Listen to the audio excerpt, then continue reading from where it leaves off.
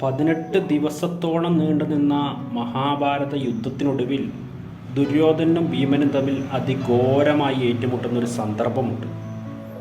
കൗരവപക്ഷത്തുള്ള മഹാരഥികളായ കർണനും ദ്രോണരും ഭീഷ്മരും ഉൾപ്പെടെ സർവരും ചതിയിലൂടെ വധിക്കപ്പെട്ടു. 18-ാം ദിവസം ദുര്യോധനൻ ഒരു കയത്തിൽ മറഞ്ഞു നിൽക്കുന്നു. അവിടേക്ക് യുധിഷ്ഠിരനും പാണ്ഡവരും കൃഷ്ണനും കൂടി വരികയാണ്. കയത്തിൽ മറഞ്ഞു നിൽക്കുന്ന ദുര്യോധനനെ യുധിഷ്ഠിരൻ വെല്ലുവിളിക്കുന്നു. ദുര്യോധന, നീ കയത്തിൽ നിന്ന് പുറത്തു വരും. ഞങ്ങളിൽ ആരെ വേണമെങ്കിലും യുദ്ധത്തിനായി തിരഞ്ഞെടുക്കാം. ജയിച്ചാൽ കൗരവർ ജയിച്ചു, രാജ്യവും നിനക്ക്. അതല്ല എങ്കിൽ പാണ്ഡവർ. ഇതായിരുന്നു യുധിഷ്ഠിരന്റെ വ്യവസ്ഥ. പക്ഷേ ദുര്യോധനൻ തിരഞ്ഞെടുത്തത് ഭീമനെയായിരുന്നു.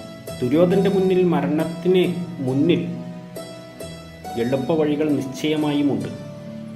ഭീമനൊഴികെ മറ്റു 4 പേരെയും പഞ്ചപാണ്ഡവരിൽ 4 പേരെ തിരഞ്ഞെടുത്താൽ മതിയായിരുന്നു. എളുപ്പത്തിൽ ജയിക്കാം. അവർക്കാർക്കും ഗദായുദ്ധത്തിൽ പ്രാഗൽഭ്യമില്ല. ഭീമനും ദുര്യോധനും അതുപോലെ തന്നെ കീചകനും ജരാസന്ധനും ഉൾപ്പെടെയുള്ള ബലരാമൻ ഉൾപ്പെടെയുള്ളവർക്ക് മാത്രമേ ഗദായുദ്ധത്തിൽ ഏറ്റവും കൂടുതൽ പ്രാഗൽഭ്യമുള്ളൂ. ഇതിൽ ജരാസന്ധനും കീചകനും യുദ്ധത്തിന് മുന്നേ കൊല്ലപ്പെട്ടു. പിന്നെയുള്ളത് ബലരാമനാണ്. ബലരാമൻ ദുര്യോധനൻ്റെ ഗുരുവാണ്. ബലരാമൻ അതുപോലെ തന്നെ യുദ്ധത്തിൽ പങ്കെടുക്കുന്നുമില്ല. ദുര്യോധനൻ ഭീമനെയാണ് തിരഞ്ഞെടുത്തത്.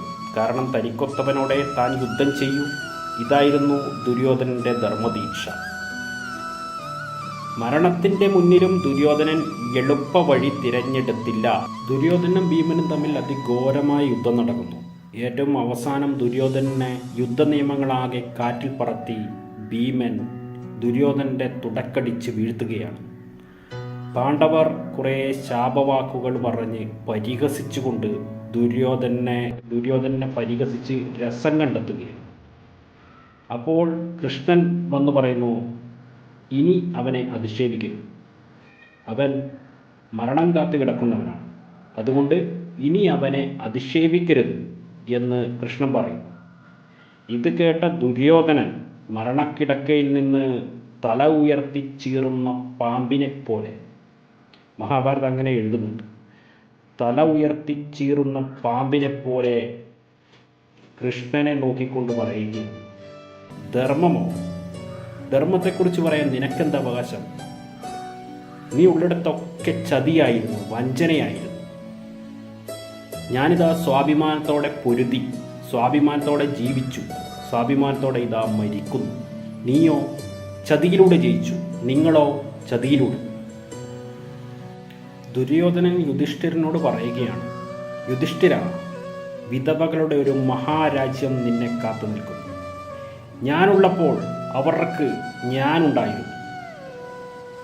ഞാനുള്ളപ്പോൾ പിഞ്ചു കുഞ്ഞുങ്ങൾ, ബാലകർ, ഭർതൃമതികളായ സ്ത്രീകൾ, ആബാലവൃദ്ധൻ ജനങ്ങൾ, വൃദ്ധന്മാർ, ഇങ്ങനെ എല്ലാം ചേർന്നതായിരുന്നു ഹസ്തിനപുരി.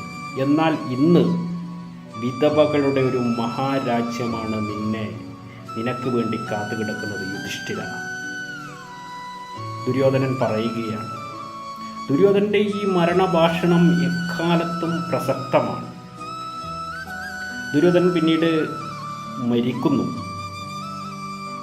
അന്ത്യശ്വാസം നിലയ്ക്കുന്നു. ദേവകൾ പുഷ്പവൃഷ്ടി ചൊരിയുന്നു. ആകാശത്ത് ദുന്ദുമികൾ മുഴങ്ങുന്നു. ദുര്യോധനൻ സ്വർഗത്തിലേക്ക് ആനയിക്കപ്പെട്ടു. പിന്നീട് 36 വർഷക്കാലം പാണ്ഡവർ രാജ്യം ഭരിക്കുന്നു. പിന്നീട് മരിക്കുന്നു. അത് കഴിഞ്ഞ് യുധിഷ്ഠിരൻ ഉടലോടുകൂടി സ്വർഗത്തിലെത്തുകയാണ്. അവിടെ ദുര്യോധനെ കാണുന്നു. അപ്പോൾ യുധിഷ്ഠിരൻ ആശ്ചര്യപ്പെടുന്നു. എന്നിട്ട് ദേവന്മാരോട് ചോദിക്കുകയാണ്, എൻ്റെ അനുജന്മാർ എവിടെ? അപ്പോൾ അവർ പറയുന്നു, അവർ നരകത്തിലാണ്. യുധിഷ്ഠിരൻ ഞെട്ടിത്തരിക്കുന്നു. എന്തുകൊണ്ട് ദുര്യോധനന് സ്വർഗം? അപ്പോൾ ദേവന്മാർ പറയുന്ന ഒരു മറുപടിയുണ്ട്. പ്രധാനപ്പെട്ട ധർമ്മങ്ങളൊന്നും, നിർണായകമായ ധർമ്മങ്ങളൊന്നും ദുര്യോധനൻ കൈവിട്ടിട്ടില്ല. ഇതായിരുന്നു ദേവന്മാർ നൽകുന്ന മറുപടി. അതായിരുന്നു ദുര്യോധനൻ എന്ന് പറയുന്ന ആ ഒരു വ്യക്തി ജീവിതത്തിൽ ഒട്ടനേകം നല്ല ഗുണങ്ങളോട് കൂടിയ ഒരു വ്യക്തിയായിരുന്നു. അദ്ദേഹം നിർണായകമായ ഒരു ധർമ്മവും അദ്ദേഹത്തിൻ്റെ ഭരണകാലത്തും അദ്ദേഹത്തിൻ്റെ ജീവിതത്തിലും കൈവിട്ടിട്ടില്ല. അതുകൊണ്ടാണ് ദുര്യോധനന് സ്വർഗം ലഭിച്ചത് എന്ന് വ്യാസ മഹാഭാരതം പറഞ്ഞു വെക്കുകയാണ്.